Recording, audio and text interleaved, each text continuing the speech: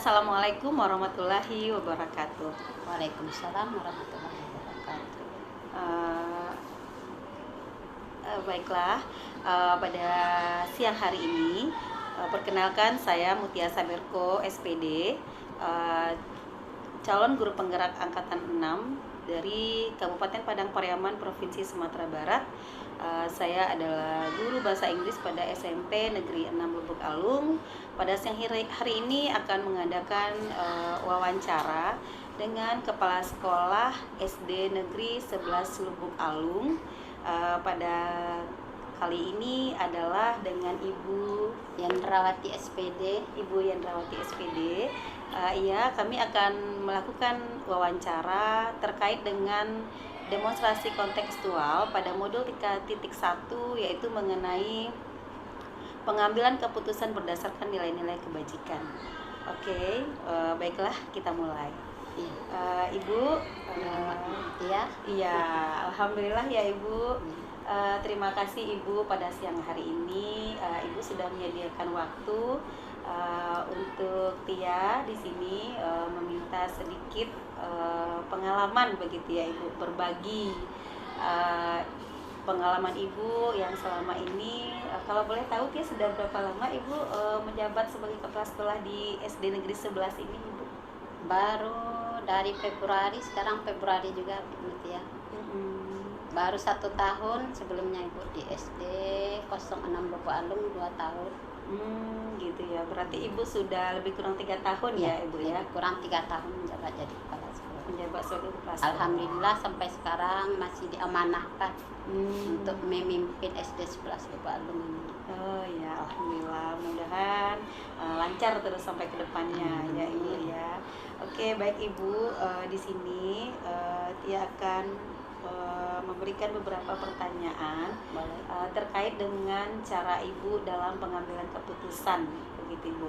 Tujuannya di sini adalah agar Tia di sini bisa mempelajari trik-trik Ibu, begitu, bagaimana cara Ibu dalam pengambilan keputusan. Baiklah Ibu, di sini mungkin apakah Ibu selama menjabat sebagai kepala sekolah ini, apakah Ibu menemukan banyak kasus gitu Bu atau masalah? Kalau masalah ya Bu Mutia, kasus apalagi di SD, namanya kita hidup tidak mungkin lepas dari berbagai masalah, apalagi kita seorang pemimpin di SD ini, dengan mempunyai siswa 135 orang dari berbagai macam pekerjaan orang tua. Ada yang dari guru yang bekerja di bidang pemerintahan, ada juga yang dari tani atau yang kerja di pengairan ngeluar batu. Jadi pada mayoritas paling banyak yang orang tuanya yang buruh mengerjakan itu pasir, mengeluarkan pasir di batang air. Begitu ya Bu. Jadi berbagai macam ragam latar belakang gitu ya Bu ya, kondisi orang tua gitu ya Bu ya. Masalah banyak. Kalau masalah Ibu yang paling membuat Ibu dilema, ada nggak gitu Bu? Yang berat sekali rasanya Ibu memutuskannya gitu, mengambil keputusan, boleh diceritakan Ibu? Kalau dilema, kita sebagai kepala sekolah itu tidak boleh dilema ya Bu Mutia. Jadi apapun bentuk masalah yang kita hadapi, baik itu dari siswa, dari guru, kita harus menyelesaikan dengan lapang dada. Kita tidak boleh menganggap itu sebuah dilema. Gitu. Kita harus, misalnya pernah Ibu alami sebuah kasus, seorang orang tua yang mempunyai anak 4, ayahnya kalau ditanya katanya sudah meninggal dunia waktu dia di Medan. Dia anaknya yang pertama berumur 6 bulan, terus 2 tahun, kemudian 5 tahun, dan usia sekolah 1 orang. Jadi karena dia bawa anak, jadi anak tersebut panggil orang tuanya apakah anak udah usia sekolah, udah. Jadi karenanya uang tidak ada, jadi dibilang uang tidak ada, jadi ibu suruh datang ke sekolah. Terus masuk aja dulu, jangan pikirkan uang. Jadi kami pihak sekolah membantu. Pertama dulu mengenai PPDB-nya, disuruh masuk, dibilang baju tidak ada bu, buku tidak ada bu. Jadi kami musyawarah dengan guru semuanya. Jadi ibu ambillah keputusan bahwa anak tersebut ibu anggap anak ibu sendiri. Oh begitu ibu. Karena menimbang anak-anak ibu tidak ada lagi yang usia sekolah. Anak ibu sudah besar, mungkin hitung ganti itu apa, menyumbang bersedekah ya bu ya. Kalau dari peraturannya sendiri harusnya seperti apa ibu kalau penerimaan siswa? Kalau peraturannya penerimaan siswa PPDB itu aturannya kan orang tuanya mendaftar, kemudian pas perankingan, misalnya kalau muridnya banyak, kita adakan perankingan. Karena kita di sini juga zonasi, misalnya sudah ditentukan dari mana batasnya anak tersebut kita ambil di dalam PPDB tersebut. Jadi setelah kita adakan PPDB, dapatlah siswa waktu itu sebanyak 26 orang. Jadi bagi orang tuanya sudah disuruh menyediakan apa-apa kebutuhan di sekolah. Gitu. Jadi orang tua harus mempersiapkan dulu semuanya. Ya, Bu, ya. Jadi bertemulah sama ibu, satu orang anak ini dia membutuhkan. Kalau tidak dibantu anaknya tidak sekolah. Ya. Iya. Kita tidak menginginkan di sini, apalagi kita di lingkungan siswa SD. Kalau anak-anak sudah aturan sekolah, kita harus sekolah. Walaupun orang tuanya tidak mampu, kita harus pandai mencarikan solusi. Gitu ya ibu ya. Berarti solusinya waktu itu yang ibu ambil seperti apa ibu? Ibu ambil anak yang satu itu namanya Zahra. Jadi ibu suruh dia sekolah. Sebelum sekolah ibu sudah melengkapi semuanya, mulai dari tas, sepatu, buku, baju, semua pakaiannya dari mulai Senin sampai Sabtu. Alhamdulillah, mungkin rezeki Zahra ada sama ibu. Ibu bantu belikan. Ibu anggap itu sebagai sebuah apalah namanya Bu Mutia, mungkin selama anak sekolah kita membutuhkan uang banyak juga ya Bu Mutia. Mungkin selama waktu itu mungkin ada hak-hak orang miskin tidak terkeluarkan sama kita. Jadi berarti dari pribadi ibu ya yang membantu. Dari pribadi ibu yang membantu. Wah, luar biasa sekali ya ibu. Ini kepedulian bukan ibu itu ya Bu Mutia.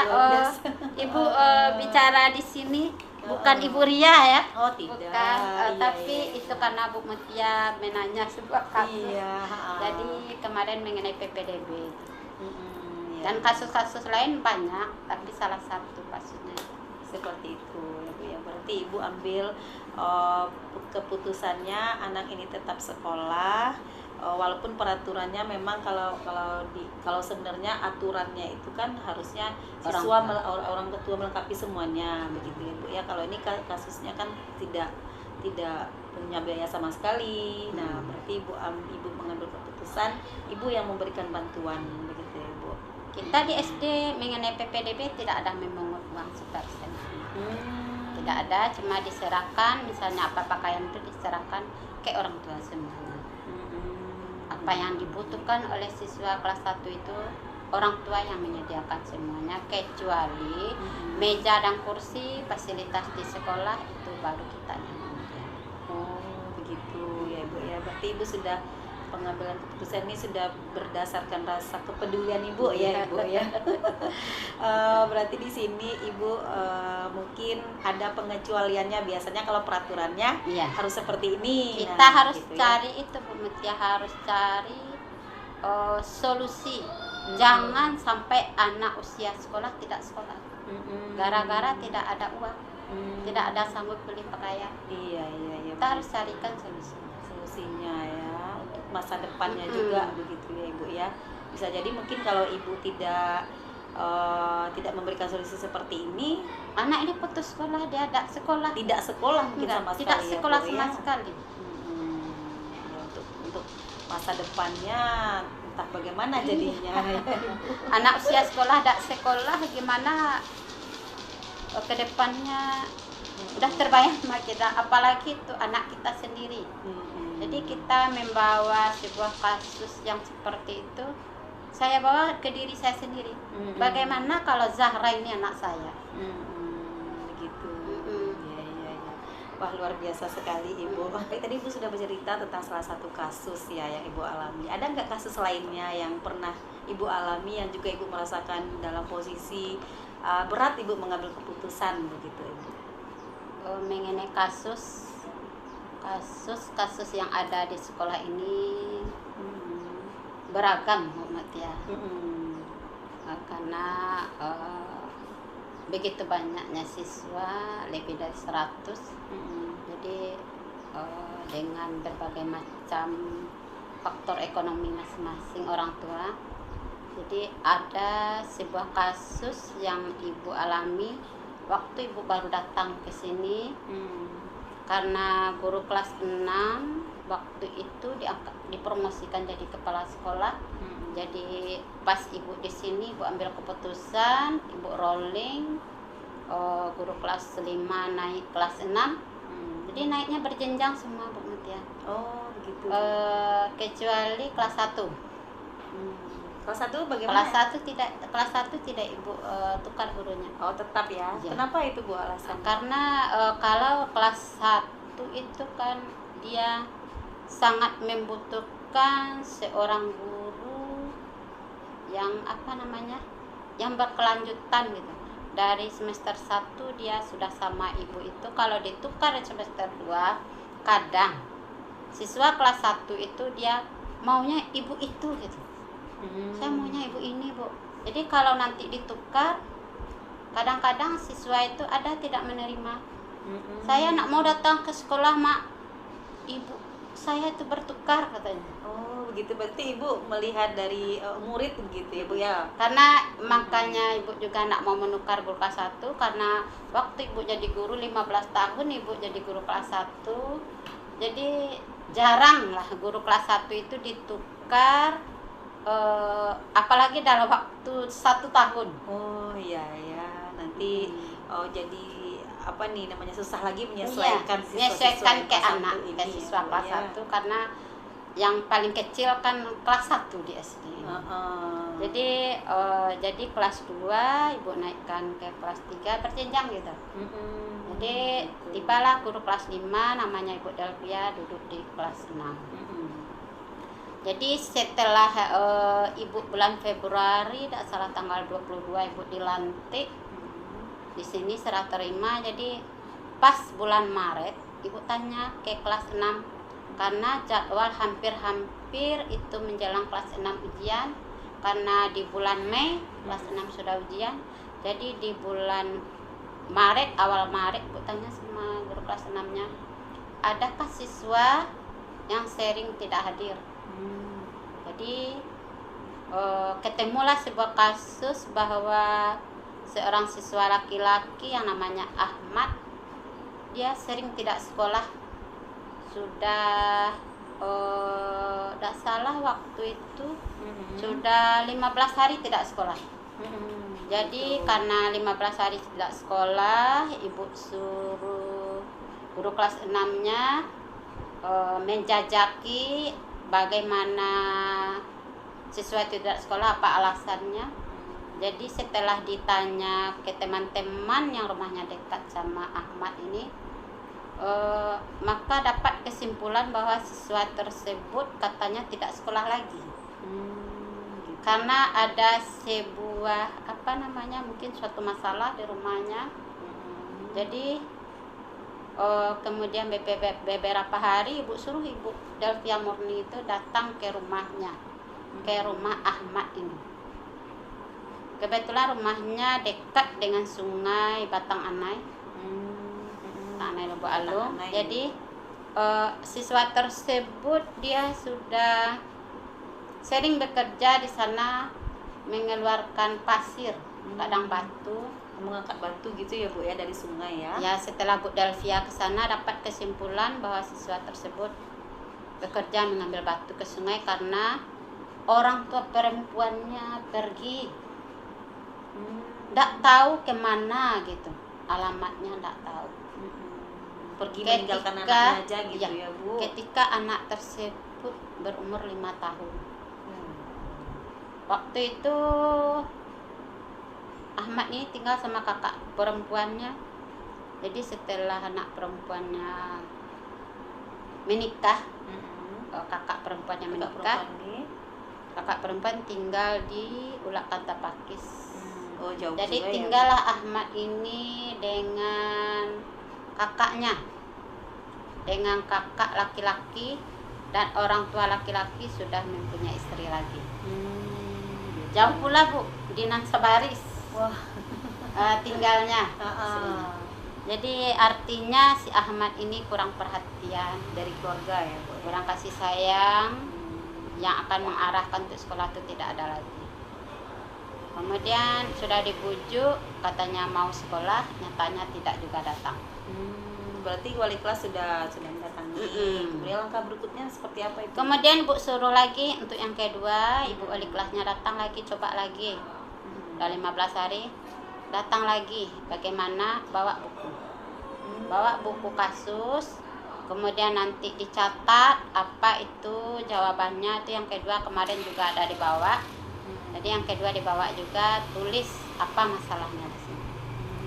Suruh ditulis, tanda tangan nanti sama si Ahmad. Si Ahmadnya begitu Ibu. Jadi yang kedua juga dia janji sekolah. Yang sudah kunjungan yang kedua dari wali kelas janji juga dia sekolah.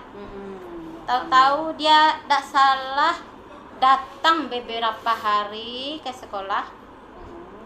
Terus setelah itu libur lagi. Libur lagi. Libur lagi. Sementara sudah mau dekat ujian. Dekat Bu. ujian. Kita tidak salah ujian waktu itu awal Mei. Jadi yang ketiga ibu lagi ke sana sama ibu wali kelas. Ibu sendiri yang turun lagi ya. Lagi ke sana. Jadi ibu tanya, waktu itu ada 2 orang yang malas sekolah. Satu murid kelas 3 dan satu lagi murid kelas 6. Kebetulan arah rumahnya sama. Mengapa dia sering libur, mengapa apa, jadi dapatlah yang satu karena malas sekolah itu karena sering disuruh mengasuh adik di rumah oleh orang tuanya yang kelas 3. Jadi kita fokus pada Ahmad tadi ya Bu Mat ya. Iya Bu. Jadi si Ahmad tadi setelah ibu datang di rumahnya, pokoknya si Ahmad ini tidak ada. Dipanggil, dicari, baru ketemu. Jadi dari ibu bujuk, Ahmad sekolah ya nak. Apa yang tidak ada Ahmad? Ada Bu, ada baju, ada. Sepatu ada, masih muat, masih Bu. Rambut Ahmad udah panjang nih. Potong nanti anak ya. Ya Bu. Besok sekolah ya. Semuanya diperhatikan gitu ya Bu ya. Ya karena ibu pribadi melihat rambut panjang setiap anak laki-laki itu udah enak dipandang mata Bu ya. Sampai sekarang ibu kalau misalnya anak berbaris di halaman tuh, anak yang panjang rambut tuh tahu aja ibu. Iya. Memang betul-betul memberi perhatian khusus. Nggak enak dipandang. Nah dibalik, potong besok ya nak. Potong besok ya. Ya Bu. Hari apa janji? Hari itu Bu. Gitu, ya. Jadi bukan Ahmad saja tapi semuanya seperti itu. Siswa di sini yang laki-laki melihat rambut panjang tuh enak aja Bu memandang. Jadi kadang-kadang ibu tawarkan mau pangkas gratis ibu. Tapi pangkas gratisnya ala ibu ya. Ala ibu era. Ibu langsung ya. Enggak Bu. Jadi mungkin anak ini terbayang kalau ala ibu era itu gimana lah nanti potongnya gitu. Nah Bu ya, kalau nak mau nak apa-apa. Jadi si Ahmad kembali kita ke si Ahmad tadi ya Bu. Jadi Ahmad tadi dia janji sama ibu sekolah, sudah ibu tulis apa masalahnya, kebetulan ibu ketemu sama kakak yang perempuan tadi di rumah. Tolong, tidak salah namanya waktu itu Dewi, tidak salah bu namanya. Iya. Dewi, tolong perhatikan adik Dewi, nanti kalau tidak sekolah jadi apa, sekurangnya tamat SMA Dewi adiknya. Kalau hanya SD nggak tamat jadi apalah nanti. Padahal sekarang orang udah S3, S2, ibu bilang kayak gitu. Setidaknya tamat SMA. Diberi pengertian lah ibu, iya, ya, diberi pengertian ya, kepada kakaknya Ahmad tadi. Jadi ya bu, nanti sekolah. Jadi masalahnya tanggal ya nggak salah ibu, awal Mei. Waktu iya, itu orang ujian. Ini mau ujian lagi, datang ya. Iya bu datang. Karena kalau ndak datang artinya Ahmad gugur atau tinggal di kelas 6. Dianggap tinggal di kelas 6 atau tidak lulus. Tapi kalau Ahmad datang ke sekolah ikut ujian, insya Allah lulus. Kasih motivasi. Iya. Walaupun nanti tidak dapat dia ujian, tapi ibu rasanya memotivasi karena ibu bayangkan kalau si Ahmad ini anak ibu putus sekolah, gimana nanti dia seorang laki-laki yang nanti akan ujung-ujungnya akan mencari nafkah ya bu ya. Masa depannya masih panjang. Mana tahu ada SD ya bu ya. Mana tahu ada nasibnya nanti jadi polisi, jadi tentara kan bu ya. Iya. Dia besar, dia tinggi. Jadi itu bayangan ibu. Karena ibu keluarga ibu juga keluarga angkatan, jadi ingatan ibu ke sana kalau anak laki-laki ini. Terbayangnya seperti misalnya itu. tamat SMA bisa masuk langsung polisi, masuk tentara gitu. Jadi kan pendek kalau dia memang dia nak mau kuliah. Gitu. Iya. Itulah ibu akhirnya dia ikut ujian. Iya. Jadi ikut ujian, alhamdulillah dia menyambung ke SMP. Alhamdulillah sekali ya bu. Berarti ibu memang betul-betul memperhatikan masa depannya si Ahmad tadi ya ibu ya. Walaupun dari segi absen kehadirannya kurang sekali. Bagaimana dengan guru-guru bu? Apa tidak bermasalah?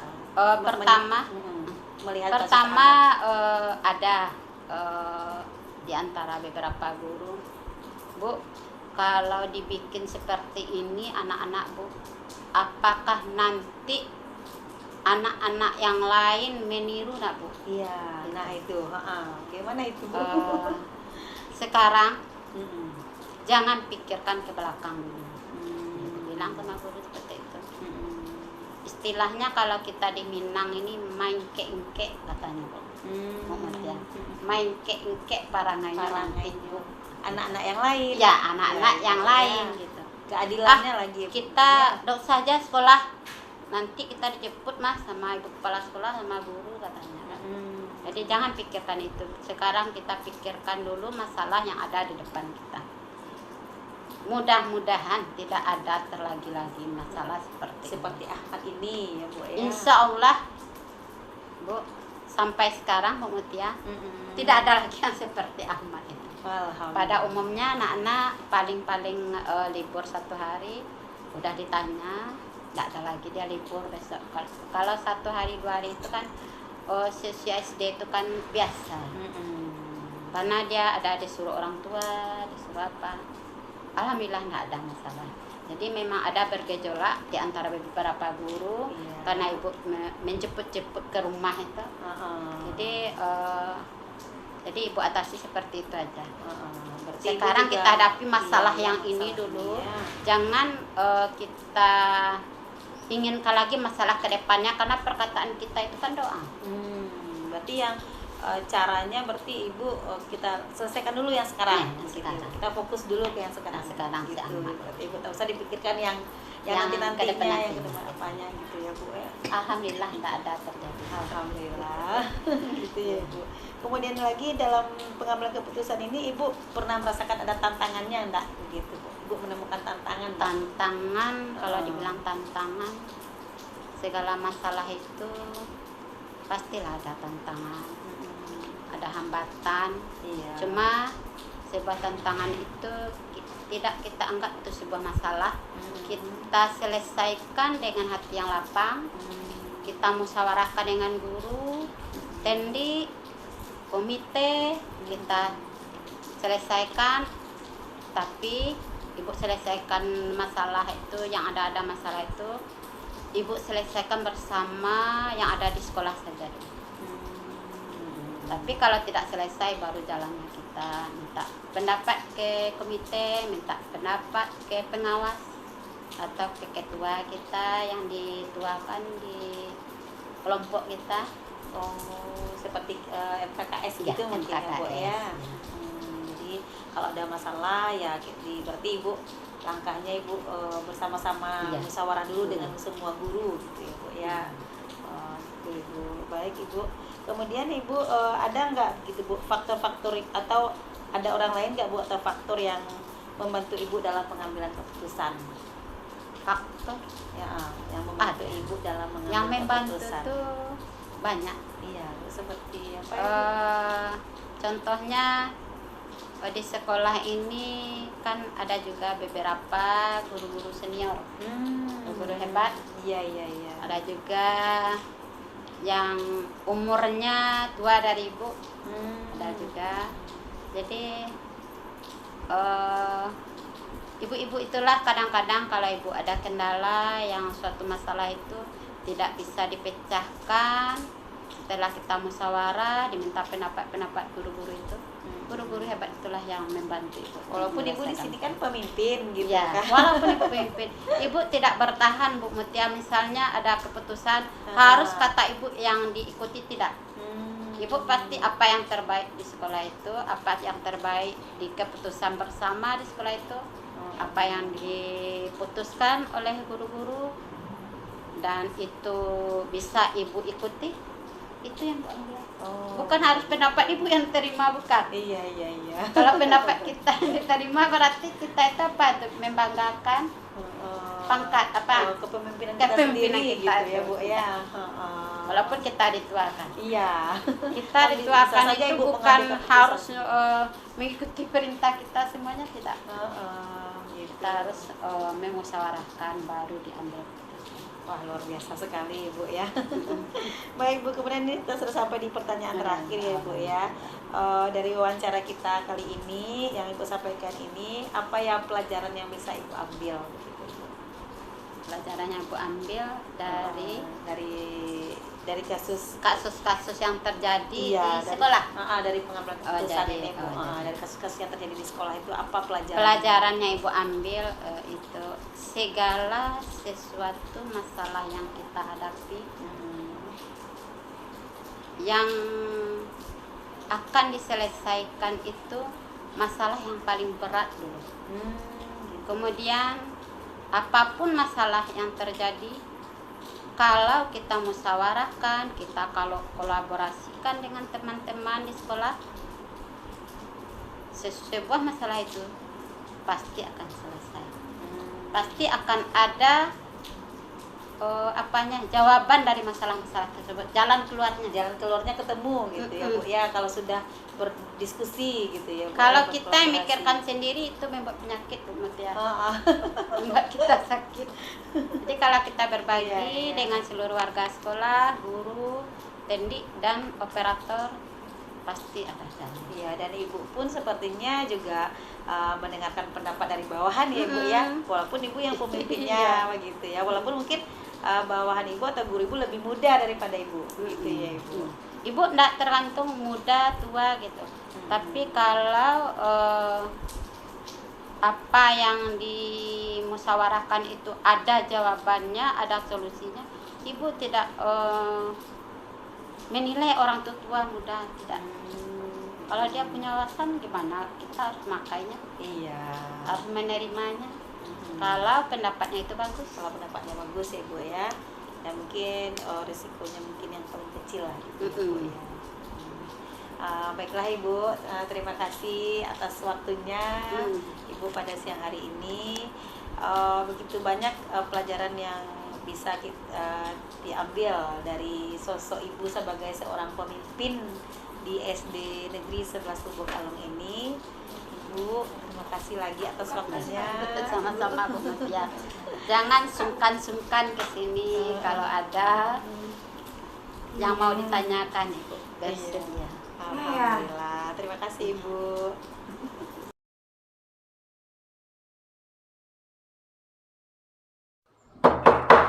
Assalamualaikum Ibu.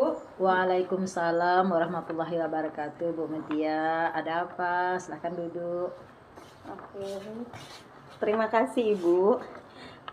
Begini Bu, Tia kan di sini sudah mengikuti program guru penggerak selama lebih kurang 4 bulan ini. Nah sekarang kami sudah memasuki modul 3.1. Nah kali ini kami ditugaskan untuk mewawancarai kepala sekolah. Wah, hebat ya.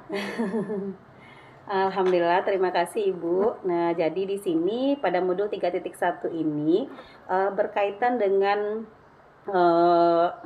wawancara dengan Kepsek terkait dengan pengambilan keputusan nilai-nilai kebajikan sebagai pemimpin. Nah, di sini bolehkah Tia meminta waktu Ibu beberapa menit ke depan untuk sedikit bertanya dan berbagi bagaimana pelaksanaan pengambilan keputusan yang sudah Ibu lakukan selama Ibu menjadi kepala sekolah kami di SMP Negeri 6 Lubuk Alung ini. Lebih kurang sudah 1 tahun ya Bu Ibu di sini? Iya, alhamdulillah sudah 1 tahun sekarang. Iya, alhamdulillah. Ya, jadi begini Ibu, tentu selama Ibu menjadi kepala sekolah di SMP Negeri 6 ini Ibu dihadapi dengan beberapa kasus ya Ibu ya. Nah, jadi kami sudah mempelajari pada modul 3.1 ini. Jadi kasus itu ada yang berupa dilema etika dan juga ada yang berupa bujukan moral. Nah, kalau selama Ibu menjadi kepala sekolah ini tentu banyak kasus ya. Nah, jadi bagaimana cara Ibu mengidentifikasi kasus-kasus tersebut yang menurut Ibu kasus itu dilema etika ataukah bujukan moral begitu Ibu? Silahkan Ibu. Ya Bu Mutia ya. Selama saya berada di sekolah ini, jika kasus-kasus itu merupakan itu benar dan benarnya lawannya benar, itu saya kelompokkan masalah itu kepada dilema etika. Jadi benar lawan benar ya benar Ibu lawan ya? benar. Tapi kalau masalah itu benar lawan salah, itu ada rujukan larinya ke masalah jalur hukum, itu saya kelompokkan kepada bujukan moral. Oh begitu, berarti jika sesuatu masalah itu sudah bersinggungan dengan hukum dan dalam kategori pelanggaran hukum, maka itu merupakan bujukan moral ya Ibu? Iya. Selama Ibu menjadi kepala sekolah di sini, apakah sudah pernah Ibu mendapatkan bujukan moral, kasus yang berkaitan dengan bujukan moral itu Bu? Sudah, sudah ada beberapa kasus yang terlibat kepada yang moral belum, tapi yang etika. Oh yang etika. Yang dilema etika yang ada. Oh yang, begitu. Yang moral ini belum kita temui di sini. Mudah-mudahan tidak ada nanti. Oh ya, amin. Mudah-mudahan ya Ibu. Nah selama ini bagaimana Ibu menjalankan pengambilan keputusan di sekolah kita ini Bu, terutama untuk kasus-kasus yang dilema etika tadi ya Bu, seperti yang Ibu sampaikan itu di mana sama-sama benar. Nah, dan sama-sama mengandung nilai-nilai kebajikan. Yang satu ini benar, yang satu lagi benar. Nah, seperti apa keputusan yang Ibu ambil gitu? Bagaimana Ibu menjalankan pengambilan keputusannya begitu Ibu? Apakah ada pertimbangan-pertimbangannya Ibu lakukan?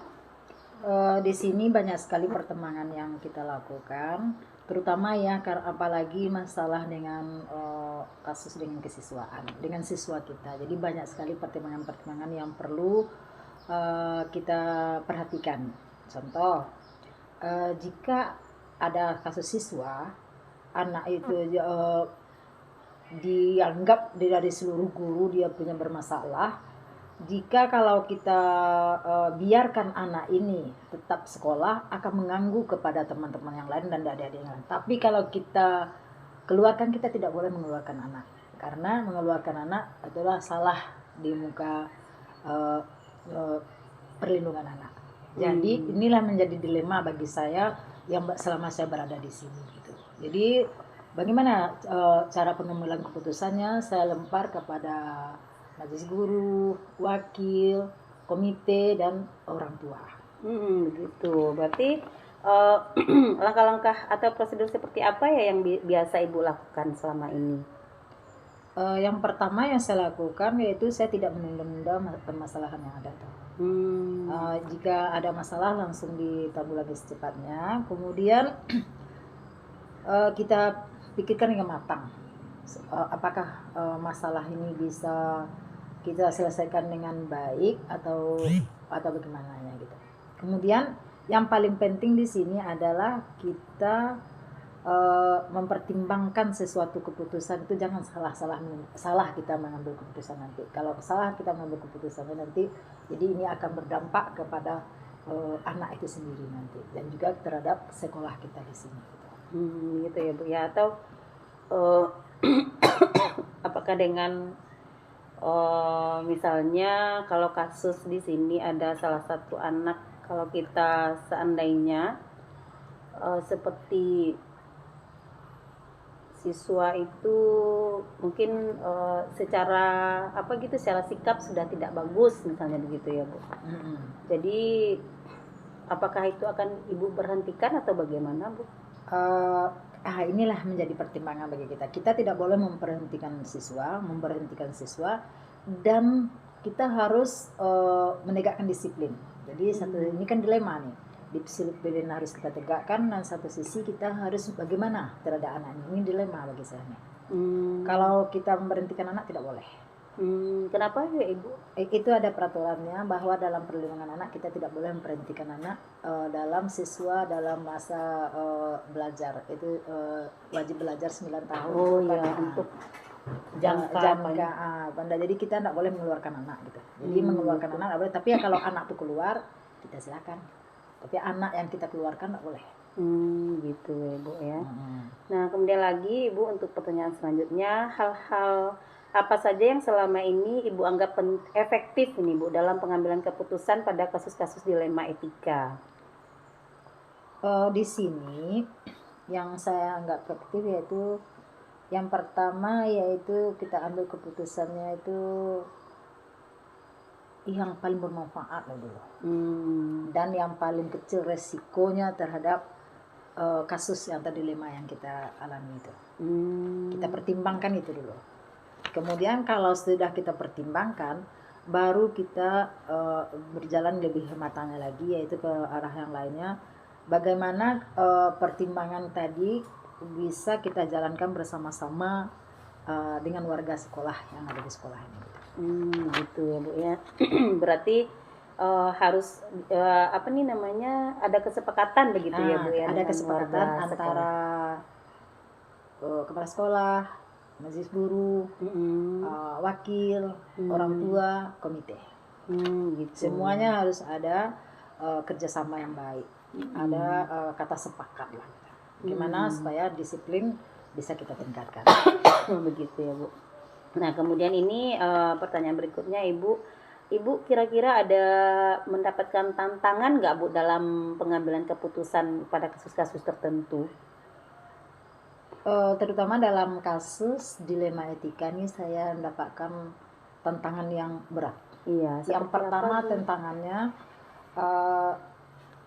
dari orang tua itu sendiri, karena pada umumnya masalah siswa terjadi itu karena orang tuanya yang tidak peduli dengan anaknya. Itu kan dilema besar bagi kita. Iya. Kemudian yang di kedua, satu sisi Ibu mau menegakkan disiplin, tapi disiplinnya tidak bisa tegak karena orang tua tidak peduli dengan anaknya.